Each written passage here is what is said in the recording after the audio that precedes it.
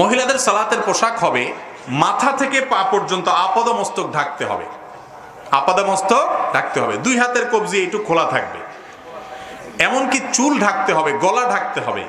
শাড়ি যদি কোনো মা বোন পরে সালাত আদায় করতে চান পড়তে পারেন, কিন্তু শাড়ি পরার পর তার পেটের কোনো অংশ, পিঠের কোনো অংশ, গলা, তারপরে কাঁধ, এগুলো তো হাতের গোছা, এগুলো তো তিনি ঢেকে রাখতে পারবেন না চাইলেও।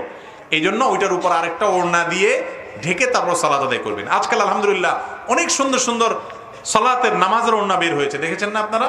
এগুলো মা বোনদেরকে কিনে দিবেন, যে শুধুমাত্র মুখমণ্ডলটা দেখা যায় আর সব এই জামের নিচে, তুতির নিচে চুল সবকিছু ঢেকে থাকে, একদম মাথাতে পা পর্যন্ত। যে পোশাকে ভিতরে থাকুক একটা পবিত্র পোশাক, উপর দিয়ে ওইটা পরে নিয়ে সালাত আদায় করে ফেললো, সালাত হয়ে যাবে।